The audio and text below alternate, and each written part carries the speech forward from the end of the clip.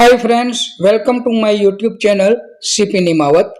આજે આપણે આ વિડીયોમાં સ્ટાન્ડર્ડ 6 ઇંગ્લિશનો યુનિટ 3 સ્ટ્રેન્થ ઓફ નેચરનો પાર્ટ 3 એટલે કે રાઇટિંગ લેખન વિભાગનો અભ્યાસ કરવાના છીએ. આ પહેલાં આપણે આ યુનિટના પાર્ટ 1 અને પાર્ટ 2 રિલીઝ થઈ ચૂક્યા છે. જો તમે હજી પણ ન જોયા હોય પાર્ટ 1 અને પાર્ટ 2 તો ડિસ્ક્રિપ્શન બોક્સમાં હું તેમની લિંક આપી દઈ, ત્યાંથી તમે તે જોઈ શકો છો. તો શરૂ કરીએ આપણે રાઇટિંગ વિભાગ યુનિટ 3 પાર્ટ 3, જેમાં પહેલા સૂચના આપેલી છે write a story based on the picture and points, એટલે કે ચિત્ર અને પોઈન્ટ્સને આધારે એક સ્ટોરી લેખન કરવાનું છે. આપણે જોઈએ સૌથી પહેલા આપણે short animation of this story. The monkeys and the cap seller. Once a cap seller was going to a market to sell his caps. He was carrying basket of caps on his head. After a long walk in the hot sun, the cap seller was tired and decided to take a small nap. He lay down under the shade of a large tree and put his basket full of caps next to him. Soon he fell asleep. The cap seller woke up after some time. He found that his caps were missing. He looked up to the tree and saw many monkeys who were wearing his caps. The cap seller was worried. He quickly thought of a plan. He threw his cap on the ground. All the monkeys also threw their caps on the ground. The cap seller collected his caps and went away happily. Moral: every problem is solved with understanding. I hope all of you enjoyed the story Cap Seller. Now let's create the story from the picture and point. ચાલો હવે આપણે ચિત્ર અને મુદ્દા ઉપરથી વાર્તા બનાવતા જઈએ અને સ્ટોરીને આગળ વધારતા જઈએ. Once there was a cap seller, એટલે કે એક વખત એક ટોપી વેચવાવાળો હતો. He went from a village to village to sell his caps, એટલે કે તે પોતાની ટોપીઓ વેચવા માટે એક ગામથી બીજે ગામ જતો હતો. At noon he was very tired. બપોરના સમયે એક વખત તે ખૂબ જ થાકી ગયો હતો. So he decided to rest for a while under a tree. તેથી તમને એક વૃક્ષની નીચે આરામ કરવાનું નક્કી કર્યું. He was so tired that he felt asleep soon. એટલે કે તે એટલો બધો થાકી ગયો હતો કે તેમને એ વૃક્ષની નીચે ઊંઘ આવી જાય છે. There were many monkeys living on that tree. એટલે કે તે જ વૃક્ષ ઉપર ઘણા મંકીઓ રહેતા હતા. They saw the bag of caps near the cap seller. એટલે કે મંકીઓએ કેપ સેલરની બાજુમાં એક ટોપીથી ભરેલું બાસ્કેટ જોયું. They came down from the tree and went to the bag of the caps. એટલે કે બધા વાંદરાઓ એક પછી એક નીચે ઉતરે છે અને જે બેગ હોય છે કેપની તેની બાજુમાં જાય છે. All the monkeys took away the caps one by one. એટલે કે બધા વાંદરાઓએ એક પછી એક ટોપીઓ લઈ લીધી. All the monkeys were wearing the caps and climbed up the tree. એટલે કે બધા વાંદરાઓએ ટોપી પહેરેલી હતી અને પછી વૃક્ષ ઉપર ચડી ગયા હતા. After some time the cap seller woke up. એટલે કે થોડા સમય પછી કેપ સેલરની નીંદર ઉડી જાય છે. He saw the empty bag of the caps. તેને પોતાની બેગ જોઈ તો એ ખાલી હતી. He looked up the tree and saw all the monkey wearing the caps. તેમને ઊંચું જોયું તો બધા વાંદરાઓએ પોતાની ટોપી પહેરેલી હતી. He got an idea and threw down his own cap on the ground. તે સમયે તેને એક વિચાર આવ્યો અને પોતે પહેરેલી કેપને પોતે ગ્રાઉન્ડ ઉપર ફેંકી દે છે. All the monkeys also copied the cap seller, એટલે કે બધા વાંદરાઓ પણ આ ફેરિયાની કોપી કરે છે, કેપ સેલરની કોપી કરે છે. And threw caps on the ground, અને દરેક વાંદરા પોતાની ટોપી ઉતારી અને ગ્રાઉન્ડ ઉપર ફેંકી દે છે. The cap seller collected his caps and went away happily from there, એટલે કેપ સેલર છે એ પોતાની ટોપી એકઠી કરી અને ત્યાંથી ખુશી ખુશી જતો રહે છે. મિત્રો, તો આ હતી આપણી સ્ટોરી, જેમનું મોરલ હતું કે દરેક પ્રોબ્લેમનું સોલ્યુશન અન્ડરસ્ટેન્ડિંગ હોય છે, એટલે કે સમજપૂર્વક જો આપણે કામ લઈએ તો કોઈ પણ પ્રોબ્લેમનું સોલ્યુશન આપણે મળી જતું હોય છે. નેક્સ્ટ સ્ટોરી જોઈએ આપણે. Here is a story, provide the beginning of the story and take help the words from the brackets, એટલે કે અહીંયા પોઈન્ટ આપેલા છે પેલા કાઉન્સમાં, શરૂઆતમાં બ્લેન્ક્સ આપેલી છે, એ બ્લેન્ક્સને આપણે ફિલઅપ કરવાની છે અને આખી સ્ટોરી આપણે રીડ કરવાની છે. પણ એ પહેલાં તમે આ સ્ટોરીનું એક શોર્ટ એનિમેશન નિહાળશું. बहुत पहले सरयू नदी के तट पर एक जामुन का पेड़ हुआ करता था. अंजी नाम का एक बंदर उस पेड़ पर लगे जामुन खाता और आराम से रहता था. उसी नदी में अंजी का दोस्त मकर नाम का मगर भी अपने परिवार के साथ रहता था. अंजी अपने दोस्त को भी हर रोज जामुन खिलाता था. ऐसे में एक दिन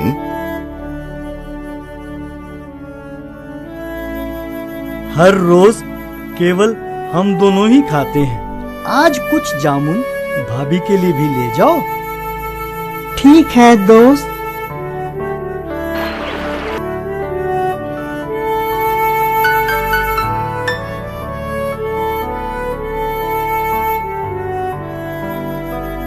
वाह, बहुत मीठे हैं, कहाँ से लाए?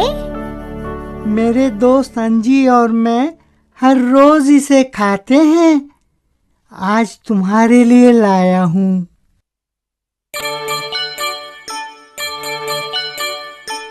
वाह, अगर ये जामुन इतने मीठे हैं तो उस बंदर का जिगर कितना मीठा होगा जो इसे खाता है.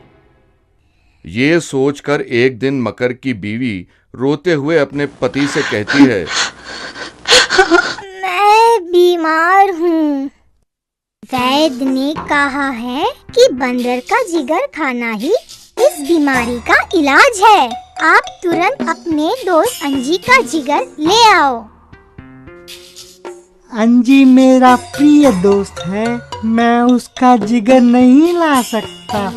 आप मुझे प्यार नहीं करते, इसलिए आप नहीं लाना चाहते. मत रो, उसे कुछ ना कुछ कहकर ले आता हूँ. दोस्त, आज तुम्हें मेरे साथ मेरे घर दावत पर आना होगा. मुझे तैरना नहीं आता, कैसे आऊं? तो क्या हुआ, अपनी पीठ पर तुम्हें बिठाकर ध्यान से ले जाऊंगा. ठीक है, फिर आता हूँ. चलो चलो चलो.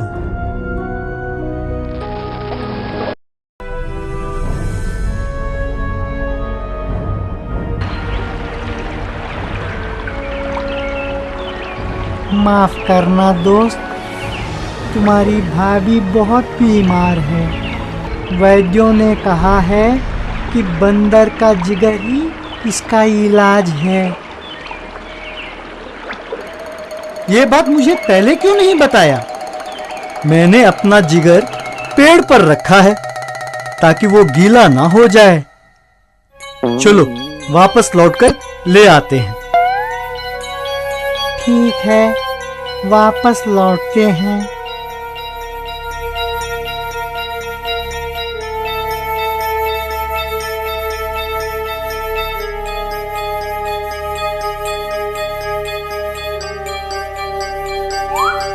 मैं नहीं जानता था कि तुम ऐसे धोखेबाज हो. दोबारा ऐसी गलती मत करना।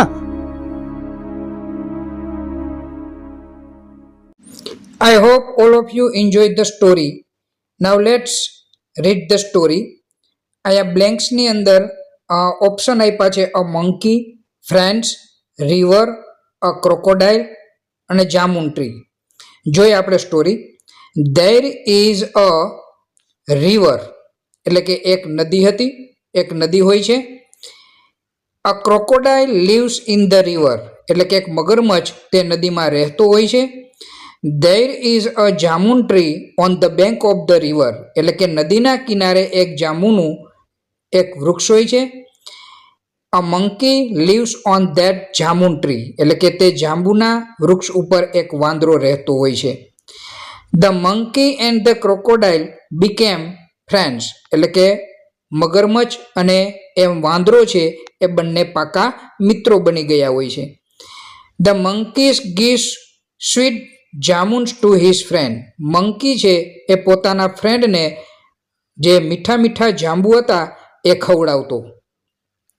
The crocodile gives the jamuns to his wife મગરમચ્છ છે એ વાંદરાએ આપેલા જાંબુ પોતાની પત્નીને ખવડાવતો. She thinks that the jamuns are very sweet અને તેની પત્ની એવું વિચારે છે કે જાંબુ છે એ ખૂબ જ મીઠા છે. ધ મંકીસ ઇટ્સ જામુન્સ ડેઇલી એટલે કે વાંદરો છે એ આ જાંબુ મીઠા જાંબુ ડેઇલી એટલે કે રોજ ખાય છે.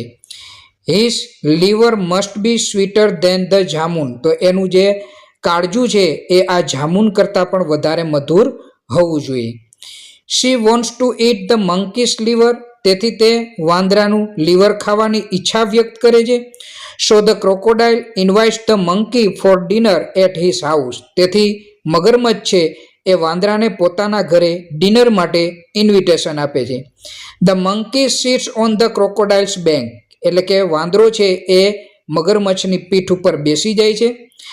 On the way the crocodile shares his real plan that his wife wants to kill him and eat his liver અને જ્યારે અધવચ્ચે પહોંચે છે નદીને ત્યારે મગરમચ્છ છે એ એનો પ્લાન કહે છે કે ભાઈ હું મારી પત્ની તને મારી નાખવા માગે છે અને તારું કાળજું ખાવા માગે છે. The monkey is clever monkey છે એ ખૂબ જ ચતુર હતો. He quickly makes a plan એને રસ્તા વચ્ચે જ એક પ્લાન બનાવી લીધો. He says oh I will be happy to serve it to bhabhi એટલે કે મારું કાળજું હું મારા ભાભીને પીરસવા માટે તો ખૂબ રાજી થઈ શીખીએ. But I have forgotten it on the tree પણ મેં મારું કાળજું છે એ ઝાડની ઉપર મૂકીને આવ્યો છું. Let's go back and bring my livers તો ચાલો આપણે પાછા જઈએ અને આપણે તે પાછું લઈ આવીએ. they go back to the bank મગરમચ્છ એની વાતમાં આવી જાય છે. તેઓ પાછા જાય છે. The monkeys jumps up the tree and saves his life જેવો નદી કિનારે મગરમચ્છ પહોંચે છે ત્યારે મંકી છે એ કૂદકો મારી અને વૃક્ષ ઉપર ચડી જાય છે અને પોતાનું જીવન બચાવે છે.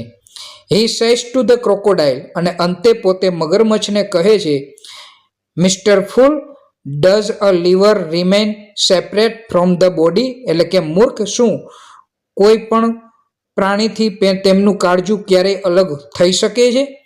તો મિત્રો આ સ્ટોરી ઉપરથી આપણે એ શીખવાનું છે કે ક્યારેય આપણે કોઈના પર વિશ્વાસ કરવો ન જોઈએ. Now let's see the third story of the writing part. Here is a story of two friends અહીંયા બે મિત્રોની સ્ટોરી આપેલી છે. There are 3 ending of the story given આ સ્ટોરીના 3 એન્ડ આપેલા છે.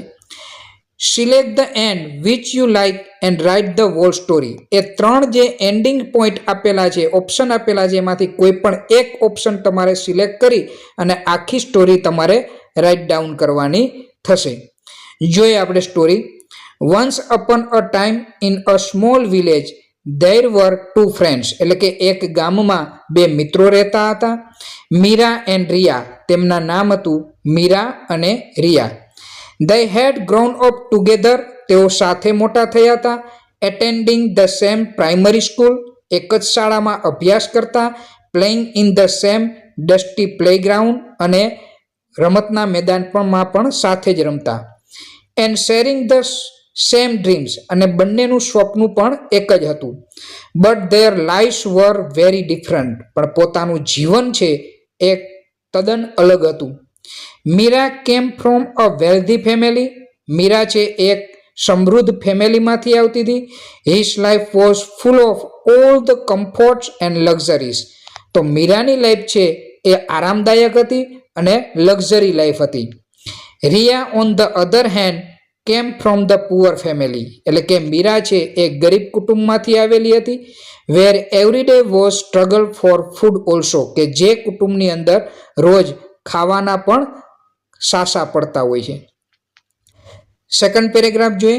they were friend but Meera often looked down on Riya, તેઓ ફ્રેન્ડ હતા પણ મીરા છે હંમેશા રિયાને નીચું બતાવતી.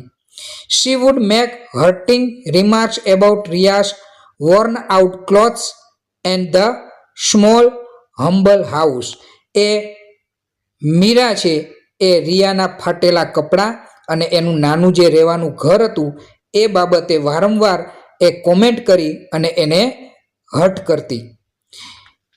Riya with her gentle heart, Riya છે એ ખૂબ દયાળુ છોકરી હતી. Never said a word in return, પણ ક્યારેય એને પોતાની ફ્રેન્ડ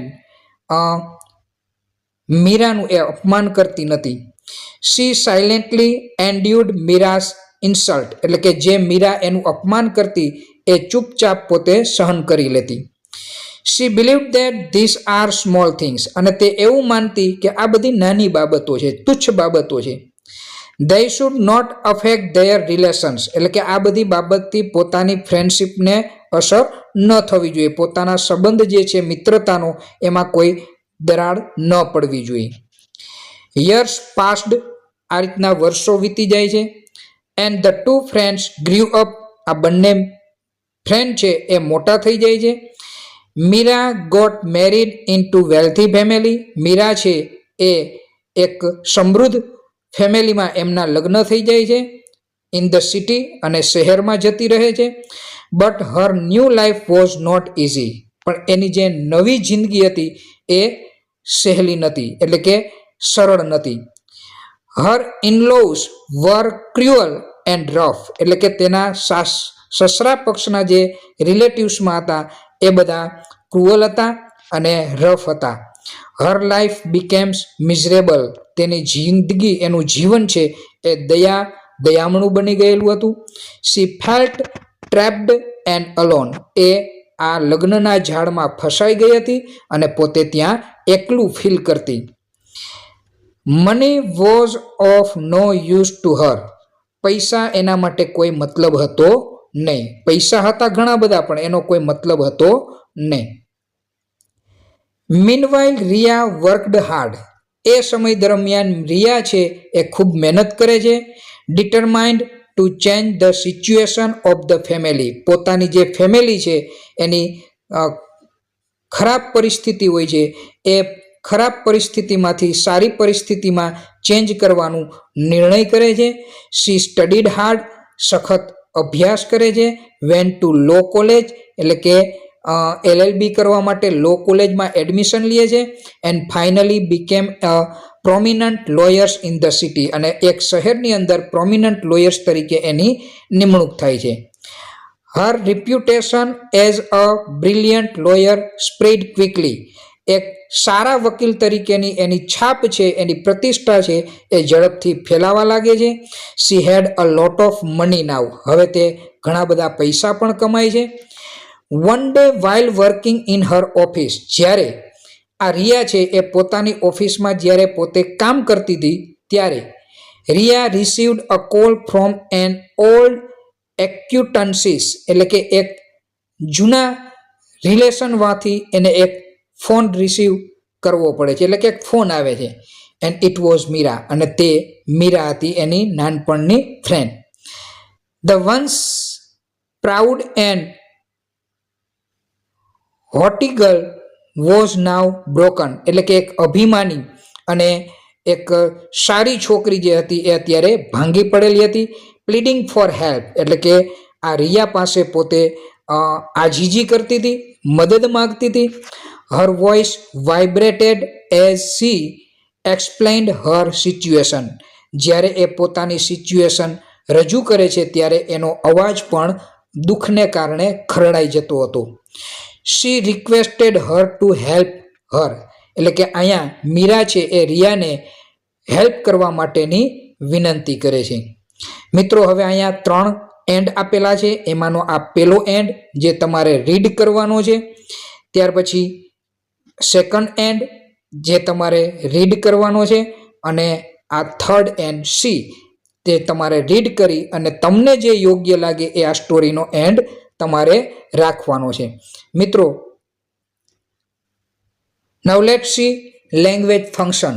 તો હવે આપણે આગળ લેંગ્વેજ ફંક્શન તરફ જોઈએ.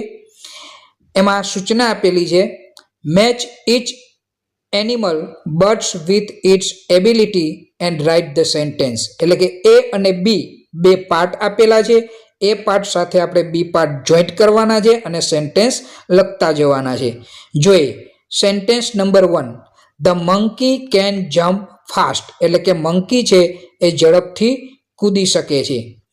Number 2, the cow can give us milk. એટલે કે ગાય આપણને દૂધ આપી શકે છે.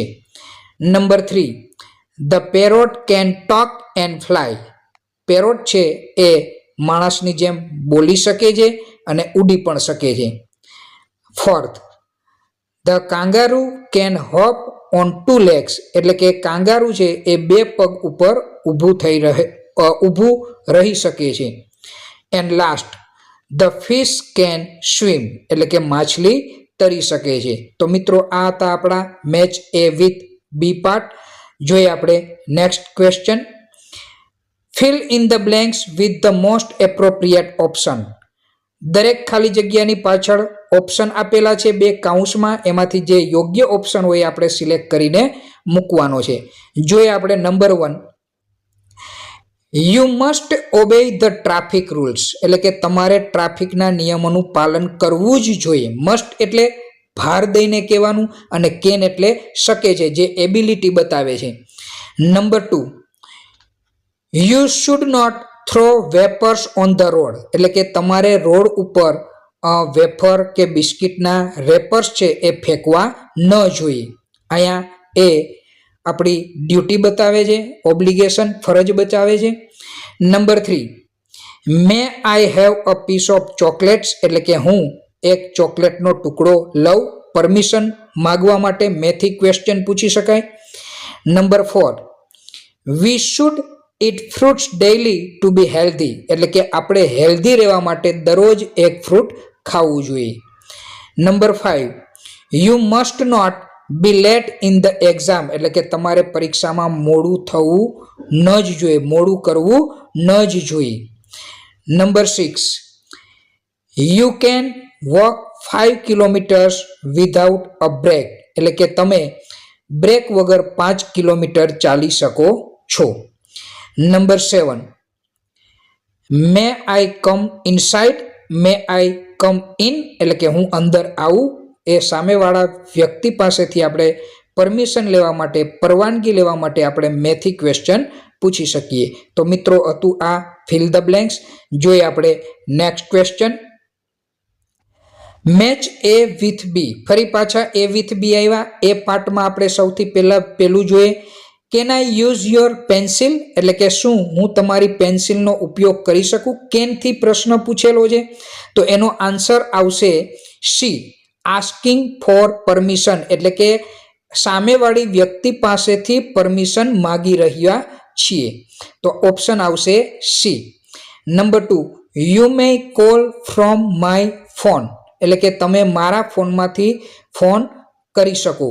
તો અહીંયા યુ મે કોલ આપ્યું છે, જેનો આન્સર આવશે બી વિભાગમાંથી ડી ઓપ્શન, ગિવિંગ પરમિશન. એટલે કે સામેવાળી વ્યક્તિને પરમિશન આપે છે. Number 3, you must not leave your bicycle here. એટલે કે તમારે તમારી સાયકલ અહીંયા ન જ રાખવી જોઈએ. તો એનો આન્સર આવશે ઓપ્શન બી, એડવાઇસ. એટલે કે સલાહ આપવામાં આવે છે સામેવાળી વ્યક્તિને. Number 4, you should learn to type એટલે કે તમારે ટાઈપ કરતા શીખવું જોઈએ. તો અહીંયા પણ એડવાઇસ આપેલી છે. તો ઓપ્શન આવશે ઈ એટલે કે ઓબ્લિગેશન, સલાહ. Number 5, my sister can prepare sandwich એટલે કે મારી સિસ્ટર છે એ સેન્ડવિચ બનાવી શકે છે. જે એબિલિટી બતાવે છે, ક્ષમતા બતાવે છે, કેનથી છે એટલા માટે. તો એનો ઓપ્શન આવશે એ, એબિલિટી. તો મિત્રો આ હતું એ સાથે બી, મેચ એ વિથ બી. જોઈએ આપણે next question. Choose the most appropriate option. ફરી પાછા આપણે અહીંયા એમસીક્યુ ટાઈપની ખાલી જગ્યા આપેલી છે. જોઈએ number 1, it may rain today એટલે કે આજે કદાચ વરસાદ આવે. મે છે એ સંભાવના બતાવે છે. Number 2, May V come in એટલે કે શું અમે અંદર આવીએ. મે થી પ્રશ્ન પૂછવાનો, પરમિશન માટે મેનો યુઝ થાય છે. Number 3, you should obey the class teacher એટલે કે તમારે તમારા ક્લાસ ટીચરનું આજ્ઞાનું પાલન કરવું જોઈએ. એડવાઇસ આપવામાં આવે છે.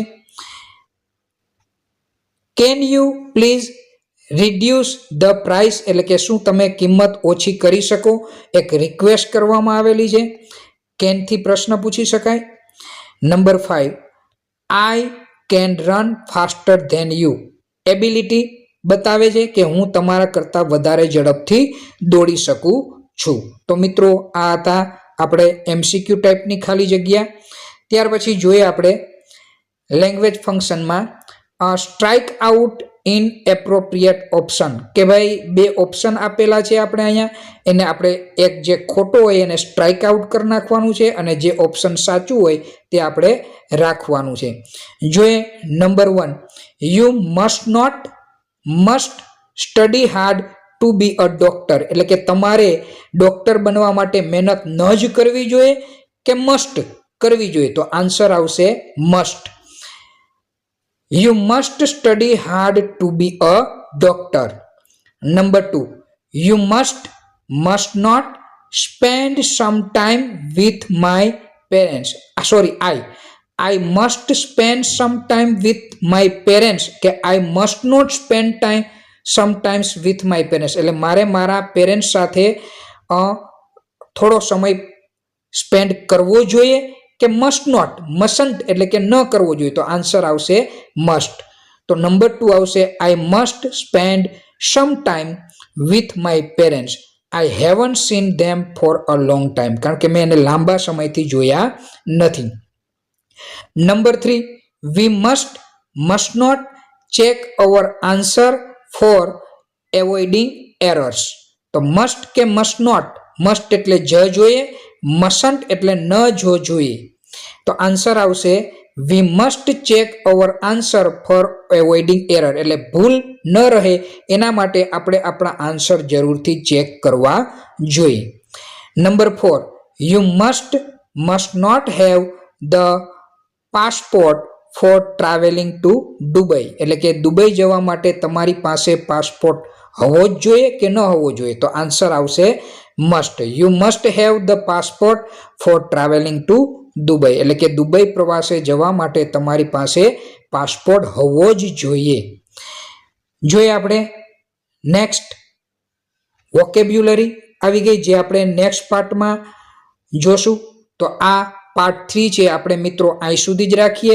આશા રાખું છું કે તમને આ વિડીયો પસંદ આવ્યો હશે અને જો કોઈ ડાઉટ હોય તો કોમેન્ટ કરી અને મને જણાવી શકો. અને વિડીયો પસંદ આવ્યો હોય તો તમારા મિત્ર સાથે, રિલેટિવ સાથે શેર પણ જરૂરથી કરજો અને લાઈક પણ જરૂરથી કરજો.